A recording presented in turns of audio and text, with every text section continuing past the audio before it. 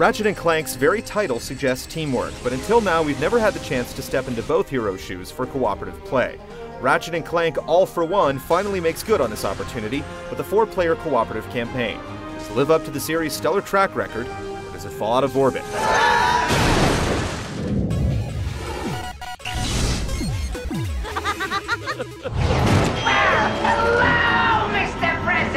The tale begins as Dr. Nefarious stumbles into his own trap, leaving him no choice but to join Ratchet, Clank, and now President Quark as they run from the massive creature he unleashed on the city. The monster's presence attracts a mysterious creature-collecting ship that captures them all, and after a bubbly little girl facilitates their escape, the party agrees to track the ship and stop it from terrorizing the inhabitants of a strange new world. Let me go, you half-wit! I'm trying! It's an expectedly lighthearted story that's easy to pick up on even if you jump in with a friend midway through the campaign. The plot's quirky, involving cute cuddly creatures, but the interactions of the lead cast never fail to entertain. Why did you save me? You would have done the same for me, right?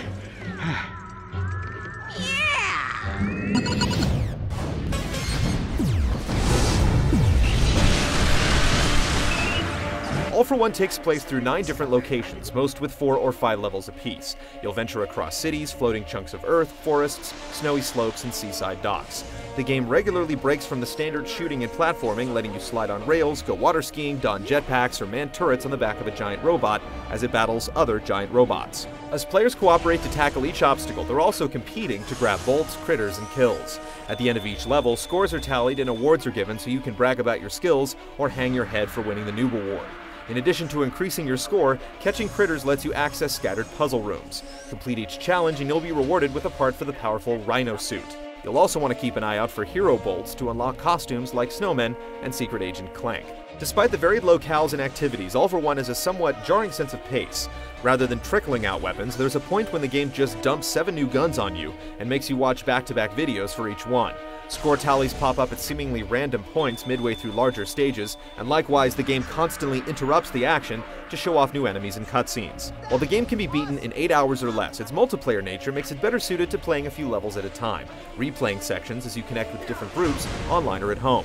Aside from being able to join up anytime you want, playing online is essentially the same as plugging in extra controllers. However, be ready for some extra load screens and potential game crashes if you leave the session open for others to jump in late.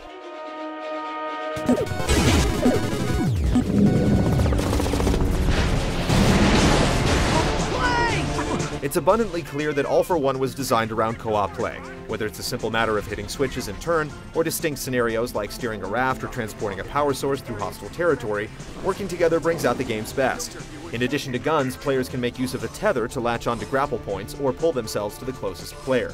Meanwhile, vacuums let you pull switches, launch teammates across gaps, or even revive fallen players. If for some reason you play solo, the AI partner is a decent assistant when necessary, but it doesn't compete or react as quickly as another human. Ratchet & Clank is known for fun weapons, and All for One is no exception with grenade launchers, flamethrowers, freeze rays, robot defenders, and the Critter Strike, which transforms enemies into pigs. Weapons can be purchased and upgraded at shops, and if multiple players target the same enemy with the same gun, they'll build up an explosive overload attack. While it's great to have a big arsenal, there are certainly a few duds in the mix, and having to switch between 3 weapon wheels can be rather cumbersome at times.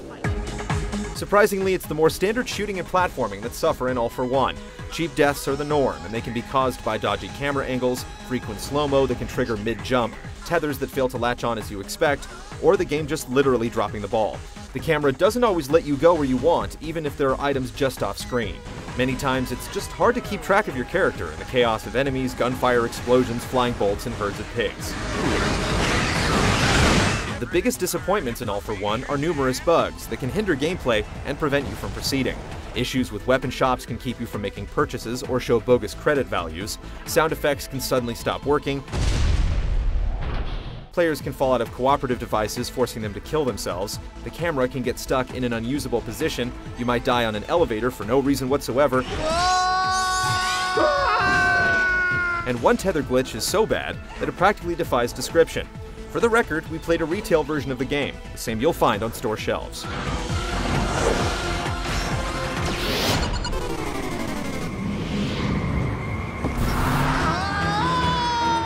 All All for One keeps the animated feel of the Ratchet & Clank series intact, with creative locations and a robust selection of imaginative creatures.